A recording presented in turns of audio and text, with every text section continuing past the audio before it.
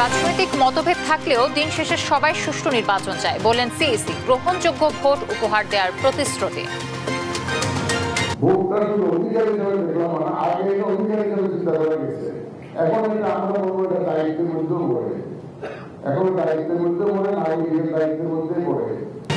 প্রত্যাশিত দেশ ও সমাজ করতে সৎ কাজে উৎসাহ ও অসৎ কাজ নিরুৎসাহিত করতে হবে বিএনপির ইফতার মাহফিলে তারেক রহমান। রোজার প্রথম দিনেই জমজমাট চকবাজার, ঐতিহ্যবাহী ইফতার কিনতে উপচে পড়া ভিড়, দাম নিয়ে মিশ্র প্রতিক্রিয়া ক্রেতা বিক্রেতার। এখানে দামটা একটু বেশি, গতবার তো কমই আছে আলহামদুলিল্লাহ। To join in with the iftar and taste some of the delicious foods. The atmosphere is wonderful. ঈদের আগেই সারা দেশে কমিটি দেবে জাতীয় নাগরিক পার্টি। বিভিন্ন পক্ষের সঙ্গে সম্পর্ক জোরদারের পরিকল্পনা, থাকছে নানা কর্মসূচি। ডিজিএফআই এর সাবেক ডিজি সাইফুল আলমের বাসা থেকে 2,45,00,000 টাকা জব্দ। সাবেক এমপি তানভীর ইমামের বিরুদ্ধে মামলা। এবং এবার লালমনিরহাটের দহগ্রাম সীমান্তে বিএসএফ এর খুঁটি বসিয়ে বেড়া দেওয়ার চেষ্টা, স্থানীয়দের মধ্যে উত্তেজনা, বিজিবির হস্তক্ষেপে বন্ধ। দর্শক, আমন্ত্রণ সংবাদ প্রাতে। শুনছিলেন সংবাদ শিরোনামগুলো, আপনাদের সঙ্গে রয়েছে আমি তানজিয়া জ্যোতি। জনপ্রত্যাশা অনুযায়ী একটি অবাধ ও সুষ্ঠু নির্বাচন উপহার দেওয়ার প্রতিশ্রুতি পুনর্ব্যক্ত করেছেন প্রধান নির্বাচন কমিশনার এএমএম নাসির উদ্দিন। রোববার সকালে আগারগাঁওয়ে নির্বাচন কমিশন ভবনে জাতীয় ভোটার দিবসের আলোচনায় কথা বলেন তিনি। ভোটের প্রতি মানুষের আগ্রহ বেড়েছে উল্লেখ করে সিইসি বলেন, রাজনৈতিক দলগুলোর মধ্যে মতভেদ থাকলেও সবাই দিন শেষে সুষ্ঠু নির্বাচন চায়। বিস্তারিত জানাচ্ছেন শিউলি রায়ের রিপোর্ট, নাফিয়া ফারসানা। তোমার আমার বাংলাদেশে ভোট দেব মিলেমিশে প্রতিপাদ্য নিয়ে সপ্তমবারের মতো জাতীয় ভোটার দিবস উদযাপন করেছে নির্বাচন কমিশন। প্রতি বছর ২রা মার্চ এই দিবসটি পালন করা হয়। ভোটার সংখ্যা দাঁড়িয়েছে 12,37,32,74। আলোচনা অনুষ্ঠানে জুলাই গণ অভ্যুত্থানে আহত ১৩ জনের হাতে স্মার্ট জাতীয় পরিচয়পত্র তুলে দেন প্রধান নির্বাচন কমিশনার। জানান, দেশে এখন মোট ভোটার সংখ্যা 12,37,32,74 জন। ২০ জানুয়ারি থেকে বাড়ি বাড়ি গিয়ে ৫৩ লাখের বেশি নতুন ভোটার আবেদন পাওয়া গেছে এবং ১৯ লাখের বেশি মৃত ভোটারকে তালিকা থেকে বাদ দেওয়া হয়েছে বলেও জানান তিনি। দিবসটি উপলক্ষে নির্বাচন ভবনে আলোচনায় কমিশনাররা বলেন, একটি ভঙ্গুর নির্বাচন ব্যবস্থা এবং ভুলণ্ঠিত ভাবমূর্তি থেকে বেরিয়ে এসে ভোট বিমুখ জনগোষ্ঠীকে ভোটের প্রতি আগ্রহী করে তোলার সুযোগ সৃষ্টি হয়েছে। ভুয়া ভোটার তালিকা সংক্রান্ত এক ধরনের মিথ বা বাস্তবতা বাইরে প্রচলিত ছিল। আমরাও এই কমিশন দায়িত্ব নেওয়ার পরে নিশ্চিত হতে চেয়েছি যে আমরা যে ভোটার তালিকা, যেটা আমাদের বেসিক র ম্যাটেরিয়াল ইনস্ট্রুমেন্ট, যেটা দিয়ে ভোট অনুষ্ঠান করব, সেটাকে কোনো মিথ বা কোনো ধরনের ভুয়া অভিযোগে অভিযুক্ত হতে আমরা দিব না। নির্বাচন কমিশন আর রাতের ভোট দেখতে চায় না বলেও মন্তব্য করেন কমিশনাররা। কমিশনের সংস্কারের তাগিদ দিয়ে স্কুলের খোলার মাঠে ভোট আয়োজনের আগ্রহের কথাও জানান তারা। রুদ্ধদ্বার রুমে যদি সেই ভোট অনুষ্ঠান করি, তাহলে কি সেটা স্বচ্ছ হবে? নিশ্চয় হবে না। তাই আমি চাই আমাদের নির্বাচনটা হোক খোলা মাঠে। এই সময় প্রধান নির্বাচন কমিশনার বলেন, একটি ভালো নির্বাচন উপহার দেওয়ার জন্য জাতির কাছে প্রতিজ্ঞাবদ্ধ নির্বাচন কমিশন।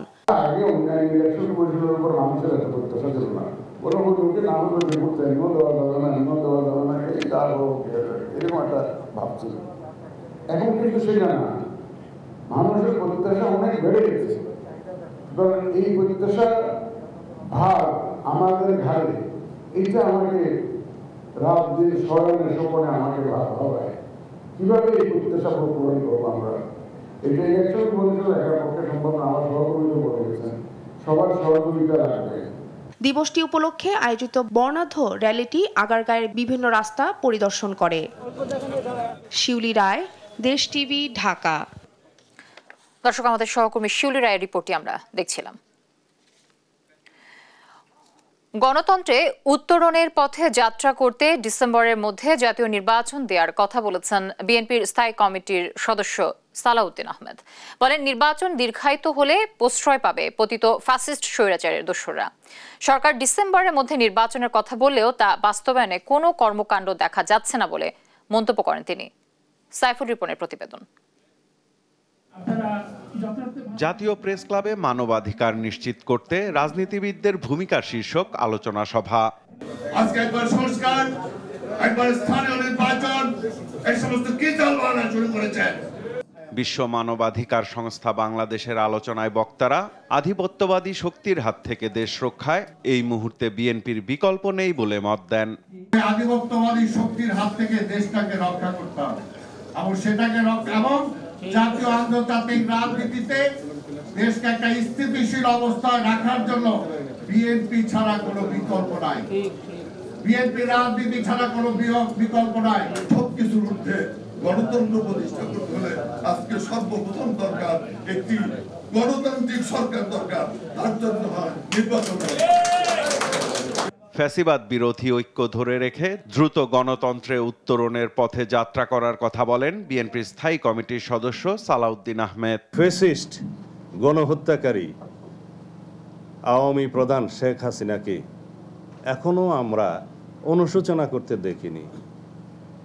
আওয়ামী লীগের কোনো নেতাকর্মীকে এখনো পর্যন্ত গণহত্যার দায় স্বীকার করে অনুশোচনা করে ক্ষমা চেয়ে তারপরে বাংলাদেশের রাজনীতি করবো এই কথা বলতে শুনিনি। এটা ভাবতে অবাক লাগে। উল্টো তাদের বক্তব্য শুনলে মনে হয় বাংলাদেশের সাধারণ গণ অভ্যুত্থানে অংশগ্রহণকারী সাধারণ নাগরিকরাই যেন অপরাধ করেছে।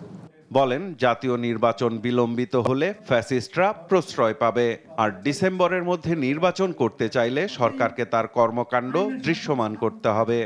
যদিও ইনিয়ে বিনিয়ে তাদের পক্ষ থেকে আশ্বস্ত হয়েছি যে তারা ডিসেম্বরের মধ্যে জাতীয় সংসদ নির্বাচনের জন্য তাদের সমস্ত কর্মকাণ্ড সাজাচ্ছেন, কিন্তু সেই কর্মকাণ্ডগুলো প্রকাশিত নয়। সেই কর্মকাণ্ডগুলো জনসমক্ষে প্রকাশিত এবং দৃশ্যমান হতে হবে যে আমরা আসলেই সেদিকে যাচ্ছি কি না। যত দিন যাচ্ছে তাতে আমাদের মনে হচ্ছে যেন গণতন্ত্রের উত্তরণের এই যে যাত্রাপথ এইটাকে যেন আরও বেশি দীর্ঘায়িত করা যায়, সেই জন্য কিছু কিছু কূটকৌশল প্রণয়ন করা হচ্ছে, সেটা থেকে যেন আমরা বিরত থাকি। দ্রব্যমূল্য নিয়ন্ত্রণ করতে না পারলে সরকারের অন্য ভালো কাজের উদ্যোগেরও সমালোচনা করবে মানুষ, বলেন সালাউদ্দিন আহমেদ। যাতে তারা অন্তত ক্রয় সীমার মধ্যে তাদের দ্রব্য মূল্য থাকে। সাইফুল রিপন, দেশ টিভি, ঢাকা। চারপাশের মানুষকে সৎ কাজের উৎসাহ দেয়া ও অসৎ কাজে নিরুৎসাহিত করার মধ্য দিয়ে প্রত্যাশিত সমাজ ও দেশ গড়ার আহ্বান জানিয়েছেন বিএনপির ভারপ্রাপ্ত চেয়ারম্যান তারেক রহমান। রোববার রাজধানীর লেডিস ক্লাবে ইফতার মাহফিলে ভার্চুয়ালি যুক্ত হয়ে এসব কথা বলেন তিনি। সারা বিশ্বের সঙ্গে একই দিনে রোজা ও ঈদ পালন করা যায় কিনা তা চিন্তা করতে ওলামা মাশায়েখদের প্রতি আহ্বান জানান তিনি। আর ইস্যুতে তৈরি জাতির মধ্যে বিভেদ তৈরির চেষ্টা হচ্ছে বলে অভিযোগ করেন দলের স্থায়ী কমিটির সদস্য মির্জা আব্বাস। সাইফুল রিপনের রিপোর্টে বিস্তারিত। প্রতিবারের মতো এবারও প্রথম রোজায় ওলামা মাশায়েখ ও এতিমদের সম্মানে রাজধানীর লেডিস ক্লাবে ইফতার মাহফিলের আয়োজন করে বিএনপি। ইফতার পূর্ব সংক্ষিপ্ত আলোচনায় বিএনপির স্থায়ী কমিটির সদস্য মির্জা আব্বাস বলেন, বিএনপির সঙ্গে ওলামা মাশায়েখদের বিভেদ তৈরির চেষ্টা করছে এক শ্রেণীর লোক। সেকেন্ড রিপাবলিক কি বলে আমি বুঝি নাই, আপনারা বুঝেছেন কি জানি না। অর্থাৎ একটা উসিলা ধরে একটা বিশেষ উসিলা ধরে জাতির মধ্যে বিভেদ সৃষ্টি করার চেষ্টা চলছে। দয়া করে আপনারা খেয়াল রাখবেন। আর আপনাদের মতো এরকম একই রকম পোশাক পরা এক শ্রেণী ওটাকে বাতাস দিয়ে যাচ্ছে। প্রধান অতিথির বক্তব্যে দলের ভারপ্রাপ্ত চেয়ারম্যান তারেক রহমান সারা বিশ্বের সঙ্গে একই দিনে রোজা ও ঈদ পালন করা যায় কিনা তা চিন্তা করতে ওলামা মাশায়েখদের প্রতি আহ্বান জানান। সারা দেশে আরো অনেক জ্ঞানী ওলামা মাশায়েখগণ আছেন। আমরা চিন্তা করে দেখতে পারি কিনা, আমরা আলোচনা করে দেখতে পারি কিনা যে বাংলাদেশের মানুষ সারা বিশ্বের মানুষের সাথে একই দিনে আমরা একসাথে রোজা এবং ঈদ পালন করতে পারি কিনা। রমজানের শিক্ষা, সংযম, ধৈর্য ও মানবিক দৃষ্টি নিয়ে মানুষের পাশে দাঁড়ানোর তাগিদও দেন তারেক রহমান। মানুষকে আমাদের আশেপাশে যত আমাদের সহকর্মী, পরিবার, আত্মীয় স্বজন, বন্ধু বান্ধব যারাই আছেন তাদেরকে সৎ কাজের জন্য উৎসাহ দেওয়া এবং অসৎ কাজে নিরুৎসাহিত করা। আমার মনে হয় এটি আমরা যদি করতে সক্ষম হই, যতটুকুই যার যতটুকু অবস্থান থেকে যতটুকু আমরা করতে সক্ষম হই না কেন, তাহলে আমরা আমাদের যে প্রত্যাশিত সমাজ, আমাদের যে প্রত্যাশিত দেশ, এরকম একটি সমাজ এবং দেশ ধীরে ধীরে পর্যায়ক্রমিকভাবে গড়ে তুলতে সক্ষম হব। সাইফুল রিপন, দেশ টিভি, ঢাকা। রমজানের প্রথম দিনে জমজমাট ছিল পুরান ঢাকার চকবাজারের ঐতিহ্যবাহী ইফতার বাজার। আশপাশ সহ দূর দূরান্ত থেকে ক্রেতারা ভিড় জমান হরেক রকম ইফতার সামগ্রী কিনতে। কাবাব, বিরিয়ানি, শাহী হালিম ও জিলাপি সহ পুরান ঢাকার বিখ্যাত সব ইফতার সামগ্রী নিয়ে পসরা বসান দোকানিরা। তবে এবার ইফতার উপকরণের দাম কিছুটা বেড়েছে। সাদ আহমেদের রিপোর্ট। রোববার রমজানের প্রথম দিনেই জমজমাট পুরান ঢাকার চকবাজারের ঐতিহাসিক ইফতার বাজার। দুপুর থেকে নানা রকম ইফতারের পসরা সাজিয়ে বসেন বিক্রেতারা।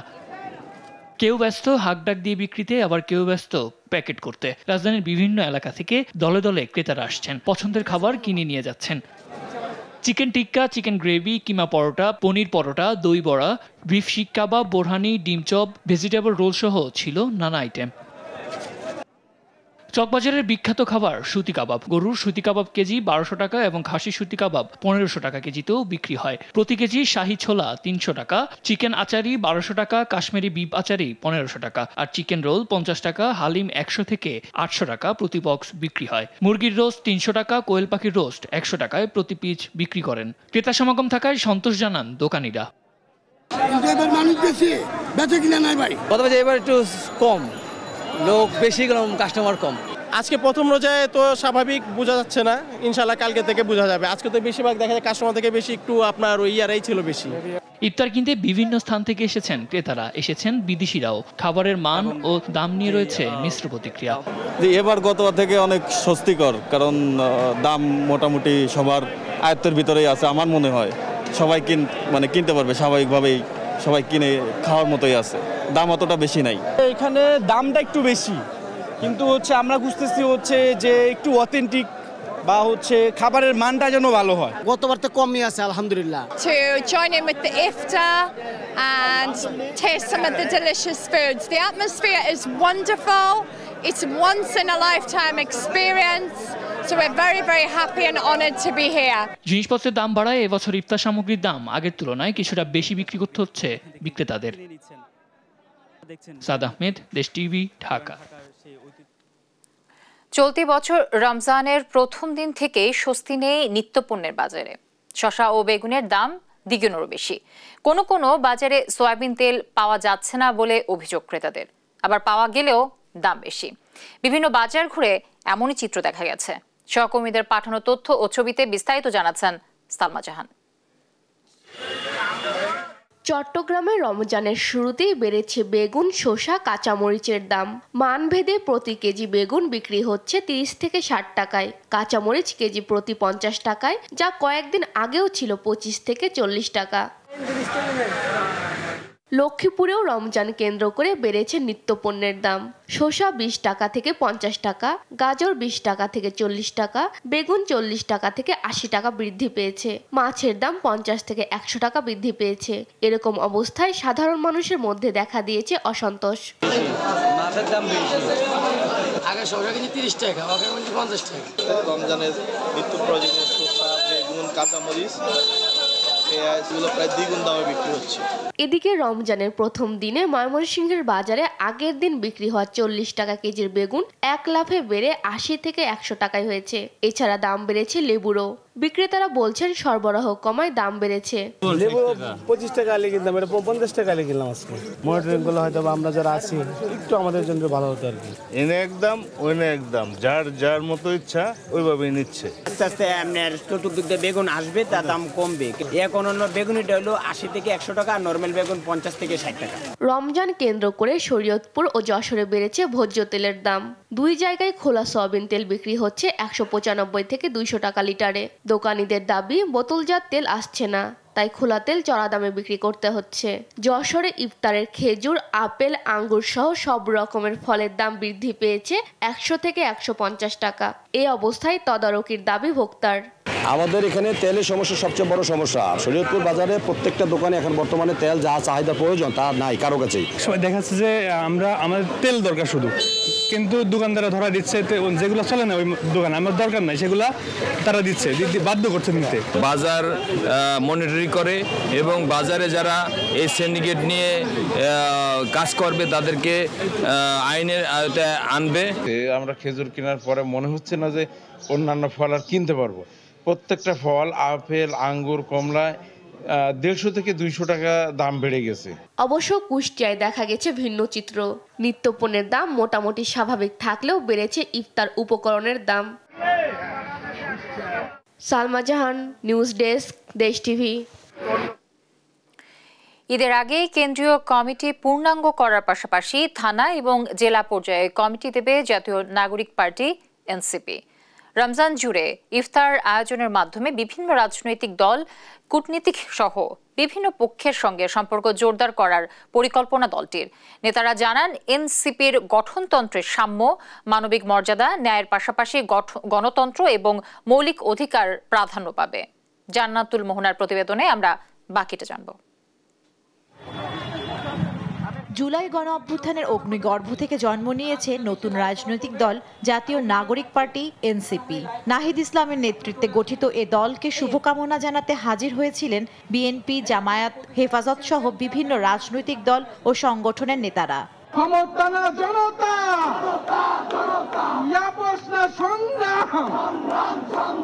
ঐতিহাসিক এ দিনে এনসিপির সদস্য সচিব আক্তার হোসেন ঘোষণা করেন 171 জনের আংশিক কমিটি, যাতে শীর্ষ পদে 10 জন ছাড়াও যুগ্ম আহ্বায়ক পদে আছেন 16 জন, যুগ্ম সদস্য সচিব 32 জন, দক্ষিণাঞ্চলের যুগ্ম মুখ্য সংগঠক 5 জন ও সংগঠক 26 জন, উত্তরাঞ্চলের যুগ্ম মুখ্য সংগঠক 7 জন ও সংগঠক 18 জন, যুগ্ম মুখ্য সমন্বয়ক 14 জন এবং সদস্য পদে আহত ও নিহতদের স্বজন সহ 43 জন। দলের যুগ্ম আহ্বায়ক আতিক মুজাহিদ জানান, চলতি সপ্তাহে আসছে পূর্ণাঙ্গ কমিটি।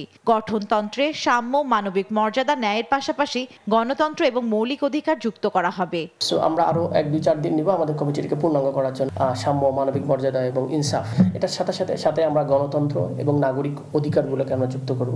ঈদের আগেই থানা এবং জেলা পর্যায়ের কমিটি দেওয়ার কথা জানান এনসিপির যুগ্ম মুখ্য সমন্বয়ক গোলাম মর্তুজা সেলিম। পর্যায়ক্রমে আরো বেশ কিছু সংখ্যক সদস্যকে অন্তর্ভুক্ত করা হবে। এদের অন্তর্ভুক্তর পরপরই আমরা আমাদের যে অন্যতম কাজ হচ্ছে থানা পর্যায়ে সংগঠন যে সম্প্রসারণ করা। আমরা থানা পর্যায়ে, ওয়ার্ড পর্যায়ে, ইউনিয়ন পর্যায়ে, জেলা এবং মহানগর পর্যায়ে আমরা কমিটি গঠন করব। রমজান জুড়ে ইফতার আয়োজনের মাধ্যমে বিভিন্ন পক্ষের সঙ্গে সম্পর্ক জোরদারের পরিকল্পনা জানান যুগ্ম আহ্বায়ক আতিক মুজাহিদ। যেহেতু রমজান মাস আমাদের একটা ধর্মীয় মাস, বাংলাদেশের মানুষের একটা আবেগ অনুভূতি, এটাকে আমরা কেন্দ্র করে আমরা চেষ্টা করবো একটা বড় গ্যাদারিং করে সব দলের লোকজনকে নিয়ে ইফতার পার্টি করানো এবং কূটনীতিকদের নিয়ে। এরপরে আমরা সারা দেশে ব্যাপী আমরা ইউনিয়ন ওয়ার্ডে যেটা আমাদের কমিটি রয়েছে, নাগরিক কমিটি, সেগুলো তারাই অর্গানাইজ, যারা পার্টিতে আসছে তাদের নেতৃত্বে আমরা চেষ্টা করবো সারা দেশে যেন ইফতার পার্টি এবং মানুষের সাথে এনগেজমেন্ট করা হয়। ধর্মীয় অনুভূতি এবং সংবিধানের সাথে সাংঘর্ষিক কোনো বিষয় জাতীয় নাগরিক পার্টি গ্রহণ করবে না বলেও জানান তিনি। জান্নাতুল মোহনা, দেশ টিভি, ঢাকা। জুলাই আন্দোলনে প্রথম শহীদ আবু সাইদের ঘটনায় গ্রেফতার থাকা 4 জনকে 9 এপ্রিল হাজির করার নির্দেশ দিয়েছেন আন্তর্জাতিক অপরাধ ট্রাইব্যুনাল। এদিকে এপ্রিলের মধ্যে আবু সাইদ হত্যা মামলার তদন্ত প্রতিবেদন আন্তর্জাতিক অপরাধ ট্রাইব্যুনালে দাখিল করা হবে। মামলার প্রধান আসামি শেখ হাসিনা। বাকিটা থাকছে সাবরিনা মজুমদার রিপোর্টে। গেল বছরের 16 জুলাই শিক্ষার্থীদের কোটা সংস্কার আন্দোলনে সারা দেশের শিক্ষা প্রতিষ্ঠান উত্তাল। তখন ছাত্রদের ঢাল হয়ে বেগম রোকেয়া বিশ্ববিদ্যালয়ের সড়কে পুলিশের তাক করা অস্ত্রের সামনে 2 হাত প্রসারিত করে বুক চেতিয়ে দাঁড়িয়ে যান আবু সাইদ। এক পর্যায়ে তার উপর পুলিশ গুলি চালালে সড়কে লুটিয়ে পড়েন সাইদ। এই দৃশ্য গণমাধ্যম ও সামাজিক যোগাযোগ মাধ্যমে ছড়িয়ে পড়ে, যা দেখে ক্ষোভে ফেটে পড়ে সারা দেশের ছাত্র জনতা। আবু সাইদ জুলাই আগস্টের আন্দোলনের প্রথম শহীদ। এ ঘটনায় রোববার আন্তর্জাতিক অপরাধ ট্রাইব্যুনালে শেখ হাসিনাকে প্রধান আসামি করে বেগম রোকেয়া বিশ্ববিদ্যালয়ের প্রক্টর, 2 পুলিশ সদস্য সহ 4 জনকে মামলায় আসামি করা হয়। এছাড়া ট্রাইব্যুনালের চেয়ারম্যান বিচারপতি গোলাম মর্তুজা মজুমদারের নেতৃত্বে 3 সদস্যের ট্রাইব্যুনালে আবু সাইদের মামলায় গ্রেফতার হওয়ার 4 জনকে 9 এপ্রিল হাজির করার নির্দেশ দেওয়া হয়েছে বলে জানান চিফ প্রসিকিউটর। সেই সময়ে তাকে পরপর বেশ কয়েকটি গুলি করে হত্যা করা হয়। এই হত্যাকাণ্ডের আগে বেগম রোকেয়া বিশ্ববিদ্যালয়ের সেই সময়ের প্রক্টর এবং ছাত্রলীগের নেতাকর্মীরা এই বৈষম্য বিরোধী ছাত্র আন্দোলনের উপরে নানানভাবে বৈষম্য বিরোধী ছাত্র জনতার উপরে কয়েক দফায় হামলা করে, তাদেরকে বিশ্ববিদ্যালয়ের ভেতর থেকে লাঠিপেটা করে বাইরে বের করে এবং রাস্তায় যখন তারা দাঁড়িয়েছিল তখন খুব ঠান্ডা মাথায় একের পর এক গুলি করে তাকে হত্যা করা হয়। এদিকে শেখ হাসিনার বিরুদ্ধে জুলাই গণহত্যা সহ বিভিন্ন মামলায় চলা তদন্তের প্রতিবেদন চলতি মাসে ট্রাইব্যুনালে দাখিল করার কথা জানান তিনি। শেখ হাসিনার বিরুদ্ধে একটা আলাদাভাবে তদন্ত রিপোর্ট দাখিল হবে, কিন্তু সকল মামলার ঘটনার প্রধান আসামি শেখ হাসিনা এবং সবগুলো মামলা তার নির্দেশে হয়েছে, এভাবেই সমস্ত রিপোর্টগুলো আমাদের কাছে এসেছে। আবু সাইদের হত্যা মামলার তদন্তের প্রতিবেদন এপ্রিলে দাখিল করার কথাও জানান ট্রাইব্যুনালের চিফ প্রসিকিউটর। সাবরিনা মজুমদার, দেশ টিভি, ঢাকা। সদ্য বিদায়ী ফেব্রুয়ারি মাসে দেশে এসেছে 252 কোটি 80 লাখ মার্কিন ডলার রেমিটেন্স। প্রতি ডলার 122 টাকা হিসেবে দেশীয় মুদ্রায় যার পরিমাণ 30,741 কোটি 60 লাখ টাকা। এই হিসেবে প্রতিদিন গড়ে দেশে এসেছে 9 কোটি 3 লাখ ডলার রেমিটেন্স। রোববার বাংলাদেশ ব্যাংকের হালনাগাদ প্রতিবেদন থেকে এ তথ্য জানা গেছে। এতে বলা হয়, ফেব্রুয়ারিতে দেশে এসেছে 252 কোটি 80 লাখ মার্কিন ডলার রেমিটেন্স, আর গত জানুয়ারিতে দেশে এসেছিল 218 কোটি 52 লাখ 30 হাজার মার্কিন ডলার। সে হিসেবে ফেব্রুয়ারিতে বেড়েছে রেমিটেন্স প্রবাহ। গত বছরের ফেব্রুয়ারিতে রেমিটেন্স এসেছিল 202 কোটি 20 লাখ ডলার। বছর ব্যবধানে রেমিটেন্স বেড়েছে 25%। এদিকে চলতি অর্থ বছরের প্রথম 8 মাসে রেমিটেন্স বেড়েছে 23.8%। চলতি অর্থ বছরের জুলাই থেকে ফেব্রুয়ারি পর্যন্ত রেমিটেন্স এসেছে 1,849 কোটি ডলার, আর গত অর্থ বছরের একই সময়ে রেমিটেন্স এসেছিল 1,493 কোটি 50 লাখ ডলার।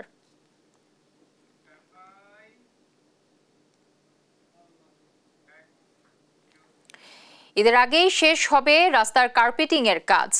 একসঙ্গে যেখানে ড্রেনেজ ব্যবস্থা চালু হয়েছে সেখানে জলাবদ্ধতা থাকবে না বলেও আশাবাদী ঢাকা উত্তর সিটির নতুন প্রশাসক মোহাম্মদ এজাজ।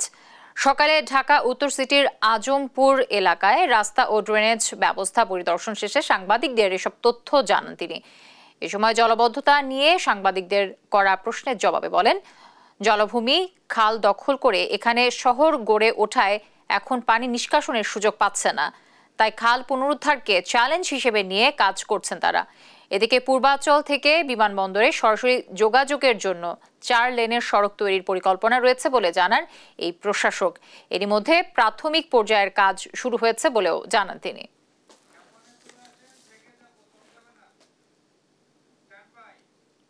ডিজিএফআই এর সাবেক মহাপরিচালক লেফটেন্যান্ট জেনারেল অবসরপ্রাপ্ত সাইফুল আলমের সেনানিবাসে বাসা থেকে 2 কোটি 45 লাখ টাকা জব্দ করেছে দুর্নীতি দমন কমিশন। গেল শুক্রবার মধ্যরাতে অভিযান চালিয়ে এসব অর্থ জব্দ করা হয় বলে জানান সংস্থাটির মহাপরিচালক আক্তার হোসেন। এদিকে সাবেক প্রধানমন্ত্রী উপদেষ্টা এইচ.টি. ইমামের ছেলে, সিরাজগঞ্জ 4 আসনের সাবেক সংসদ সদস্য তানভীর ইমাম তার স্ত্রী ও ছেলের বিরুদ্ধে 3টি মামলা করেছে দুদক। ফজলে আদিত্যের প্রতিবেদন। গেল 27 ফেব্রুয়ারি শুক্রবার মধ্যরাতে ঢাকা সেনানিবাসে ডিজিএফআই এর সাবেক মহাপরিচালক সাইফুল আলমের বাসায় ডিবির নেতৃত্বে তল্লাশি অভিযান চালায় যৌথ বাহিনী। অভিযানে দুর্নীতি দমন কমিশনের টিম তল্লাশি কার্যক্রমে সহায়তা দেয়। অভিযানে 2টি লাগেজে মোট 2 কোটি 45 লাখ টাকা পায় দুদক। রোববার দুপুরে সাংবাদিকদের এ তথ্য জানায় দুদক মহাপরিচালক। বিভিন্ন পর্যায়ে কর্মকর্তা, আমাদের অনুসন্ধান দল এবং যৌথ বাহিনীর সবাই উপস্থিতিতে জব্দ তালিকা মূলে সেই ট্রাঙ্ক এবং ট্রাঙ্কের ভিতরে রক্ষিত টাকা উদ্ধার করা হয়েছে এবং সেটা আপনারা ঠিকই দেখেছেন, সেটা বিজ্ঞ আদালতে উক্ত টাকা জমা দেয়। এদিকে সাবেক প্রধানমন্ত্রী শেখ হাসিনার রাজনৈতিক উপদেষ্টা প্রয়াত এইচ.টি. ইমামের ছেলে এবং সিরাজগঞ্জ ৪ আসনের সাবেক সংসদ সদস্য তানভীর ইমাম তার স্ত্রী ও মেয়ের বিরুদ্ধে ৩৪ কোটি টাকার বেশি অবৈধ সম্পদ অর্জনের অভিযোগে মামলা করেছে দুদক। সংসদ সদস্য হিসাবে দায়িত্ব পালনকালে গত আয়ের উৎসের সাথে অসঙ্গতিপূর্ণ ৩০ কোটি ৬২ লক্ষ টাকার বেশি মূল্যের সম্পদ অর্জন এবং দখলে রাখার অপরাধে তার বিরুদ্ধে দুর্নীতি দমন কমিশন আইন ২০০৪, দুর্নীতি প্রতিরোধ আইন ১৯৪৭ সংশ্লিষ্ট ধারায় একটি মামলা রুজু হয়েছে। এছাড়া কেনাকাটায় অনিয়ম ও দুর্নীতি প্রমাণ হওয়ায় গোপালগঞ্জ বিজ্ঞান ও প্রযুক্তি বিশ্ববিদ্যালয়ের উপাচার্য সহ ৪ জনের বিরুদ্ধে মামলা করেছে দুর্নীতি দমন কমিশন।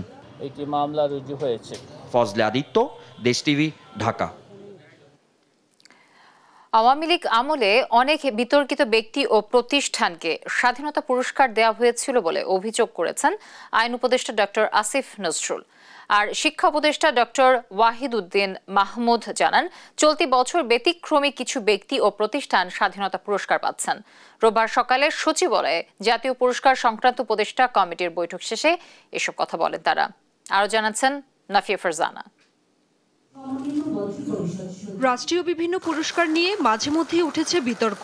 সম্প্রতি বাংলা একাডেমি সাহিত্য পুরস্কার নিয়ে বিতর্কের পর এ নিয়ে বাড়তি সতর্ক অন্তর্বর্তী সরকার। রোববার সকালে সচিবালয়ে জাতীয় পুরস্কার সংক্রান্ত উপদেষ্টা কমিটির বৈঠকে রাষ্ট্রীয় সর্বোচ্চ পদক স্বাধীনতা পুরস্কার নিয়ে সুপারিশ চূড়ান্ত করা হয়।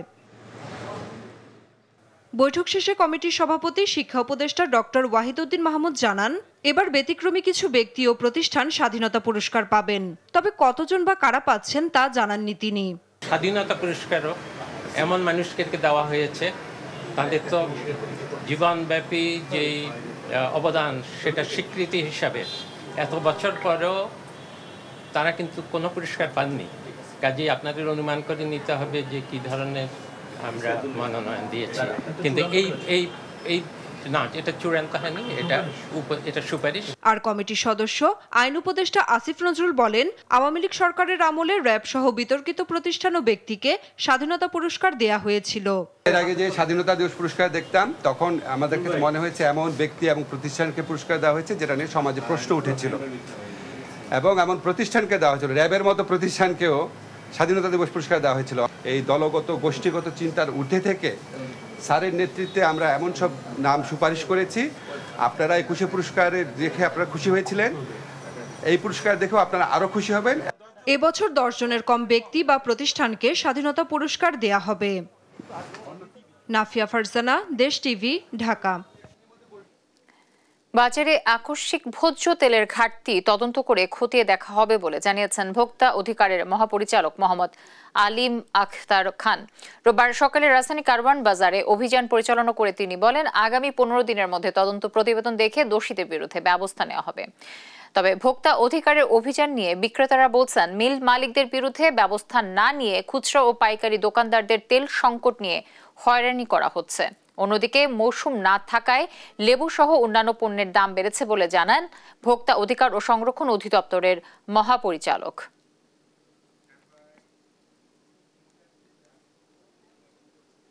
বাজারে 101টা পণ্য আছে, আপনি দেখছেন শুধু সোয়াবিন তেল নিয়ে ক্রাইসিস, অন্য সকল পণ্য কম দামে আপনাদের সম্মুখে বলেছে। তাহলে বাজার নিয়ন্ত্রণে যায় বলতে যেটা জেনারেলি বুঝেন, এটার সাথে আমি একমত নই। ভোক্তারে তেল পাবেন আমরা বলি নাই, আমরা বলছি যেই ক্রাইসিসটা হয়েছে এ বিষয়ে তদন্ত করব।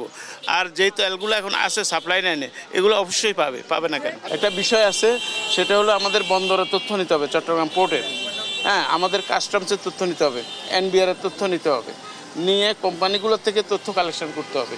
এই সবগুলোকে অ্যাসিমিলেশন করে তারপরে আমরা তদন্তের ফাইন্ডিংসটা তৈরি করব। যশোর জেলা ডক্টরস অ্যাসোসিয়েশন অব বাংলাদেশের ভুয়া কমিটির প্রতিবাদ ও স্বচ্ছ কমিটির দাবিতে সংবাদ সম্মেলন হয়েছে। চিকিৎসকদের সংগঠন ড্যাবের কেন্দ্রীয় ঘোষণা ছাড়াই পতিত আওয়ামী দোসরদের নাম দিয়ে যশোর জেলা ড্যাবের একটি ভুয়া কমিটির তালিকা সোশ্যাল মাধ্যমে ভাইরাল চেষ্টার প্রতিবাদ ও আওয়ামী দোসর মুক্ত পরিচ্ছন্ন কমিটির দাবিতে সংবাদ সম্মেলন করেছে জেলা ড্যাবের সাবেক নেতারা। রোববার প্রেস ক্লাব যশোরে এ সংবাদ সম্মেলন হয়।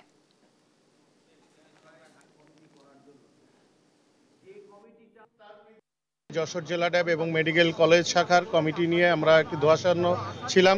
সে ব্যাপারে আমরা কেন্দ্রীয় নেতৃবৃন্দের সাথে যোগাযোগ করি এবং তারা আমাদের আশ্বস্ত করেন এটি তাদের স্বাক্ষরিত বা তাদের সম্মতির কোনো কমিটি নয়, এবং সেই ব্যাপারে আমরা আমাদের যশোরের স্থানীয় যে দুইজন কেন্দ্রীয় নেতৃবৃন্দ আছে তাদের সাথেও যোগাযোগ করি। আমরা সম্মিলিতভাবে আজকে এই ব্যাপারে আমাদের অবস্থান ব্যাখ্যা করি। আন্তর্জাতিক আইন লঙ্ঘন করে গত দুদিন ধরে লালমনিরহাটের দহগ্রাম সীমান্তে কাঁটা তারের বেড়া ও লোহার খুঁটি বসানোর কাজ করেছে ভারতীয় সীমান্তরক্ষী বাহিনী, বিএসএফ ও ভারতীয় শ্রমিকরা। এতে স্থানীয়দের মধ্যে উত্তেজনা তৈরি হয়। পরে বাংলাদেশ সীমান্তরক্ষী বাহিনী, বিজিবি ও বিএসএফ এর মধ্যে বৈঠকের পর বেড়া নির্মাণ কাজ বন্ধ রাখা হয়। সহকর্মী জামাল বাদশার পাঠানো তথ্য ও ছবিতে বিস্তারিত অঙ্কন চৌধুরীর রিপোর্টে থাকছে। আন্তর্জাতিক সীমানা আইন লঙ্ঘন করেই সম্প্রতি সীমান্তের শূন্যরেখা বরাবর ভারত কাঁটাতারের বেড়া স্থাপন করায় দুই দেশের সীমান্তরক্ষীদের মধ্যে উত্তেজনা তৈরি হয়। সে সময় দুই দেশের মধ্যে আলোচনার পর আন্তর্জাতিক সীমানায় বেড়া নির্মাণ বন্ধ করে ভারত। তবে আবার দহগ্রাম কলোনিপাড়া সীমান্তে কাঁটাতার স্থাপনের চেষ্টা করল বিএসএফ ও ভারতীয় শ্রমিকরা। স্থানীয়রা জানান, শুক্রবার রাত থেকে শনিবার সকাল পর্যন্ত বিএসএফ ও ভারতীয় শ্রমিকরা দহগ্রামের কলোনিপাড়া সীমান্তে 3 থেকে 5 গজ শূন্যরেখার মধ্যে কাঁটাতারের বেড়া ও লোহার খুঁটি স্থাপন করেন। এর ফলে বিএসএফ ও স্থানীয়দের মধ্যে উত্তেজনা সৃষ্টি হয় এবং আতঙ্কিত হয়ে পড়েন সীমান্তের বাসিন্দারা। কালকে সার দিয়া গেছে, আজকে পানি দিবার গেছে, আমরা বাসায় থাকতে পারতেছি না ভয়ে। তখন আমি তো পাটগ্রামে চলে গেলাম। আবার পাটগ্রাম থেকে খবর নিতেছে যে নাই থামছে বলে, এই যে আবার আজকে আসলাম। রাস্তা যাচ্ছে, রাস্তার সাথে আমাদের জমি, ওখানে গেলেও ওদিক থেকে সরে আসবার বলে আমাদের খেতেও তো যাইতে দেয় না। এখন আমার রাতারাতি মানে এইটা দিতেছে, এইটা দিলে তো আমাদের অসুবিধা। বিজিবির পক্ষ থেকে বিএসএফকে চিঠি পাঠানোর পর শনিবার দুদেশের সীমান্তরক্ষীদের মধ্যে পতাকা বৈঠক অনুষ্ঠিত হয়। বিজিবির পক্ষে পানবাড়ি কোম্পানি কমান্ডার সুবেদার আয়ুব আলী 7 সদস্যের প্রতিনিধি দল নেতৃত্ব দেন এবং বিএসএফ এর পক্ষে নেতৃত্ব দেন কোম্পানি কমান্ডার জালম সিং। তবে বিজিবির পক্ষ থেকে এ ব্যাপারে কোনো মন্তব্য করা হয়নি। পটগ্রাম থানার ভারপ্রাপ্ত কর্মকর্তা জানান, বর্তমানে সীমান্তের পরিস্থিতি শান্ত। বলতেছিল যে ওরা কাঁটাতারে বেড়া দিতে আসছিল, কিন্তু বিজিবি বাধা দেওয়াতে ওরা আর দিতে পারে না। এর আগে গেল বছর 31 ডিসেম্বর দহগ্রাম ইউনিয়নের সরকারপাড়া সীমান্তে প্রায় 1.5 কিলোমিটার এলাকা জুড়ে বিএসএফ ভারতীয় শ্রমিকদের নিয়ে কাঁটাতার বেড়া স্থাপন করেন। নিউজ ডেস্ক, দেশ টিভি। চাঁপাইনবাবগঞ্জ সদর উপজেলার চরবাগডাঙ্গা ইউনিয়নে আব্দুল হাকিম পিন্টু হত্যাকাণ্ডের ঘটনায় জড়িতদের দ্রুত গ্রেফতার ও প্রকৃত রহস্য উদ্ঘাটনের দাবি জানিয়েছেন এলাকাবাসী। রোববার সকালে জেলা প্রশাসকের কার্যালয়ের সামনে অনুষ্ঠিত মানববন্ধনে নিহতের পরিবার ও স্থানীয় সুশীল সমাজের প্রতিনিধিরা এ দাবি জানান। নিহত পিন্টুর স্ত্রী মোসাম্মদ পারভিন বেগম অভিযোগ করেন, চরবাগডাঙ্গা ইউনিয়ন আওয়ামী লীগের সভাপতি ওমর আলী সহ কয়েকজন পরিকল্পিতভাবে তার স্বামীকে হত্যা করেছে এবং প্রকৃত ঘটনা আড়াল করতে নিরপরাধ ব্যক্তিদের মামলায় জড়ানো হয়েছে। এ সময় মানববন্ধনে 5 শতাধিক মানুষ উপস্থিত ছিলেন এবং প্রকৃত দোষীদের বিচারের আওতায় আনার জোর দাবি জানান।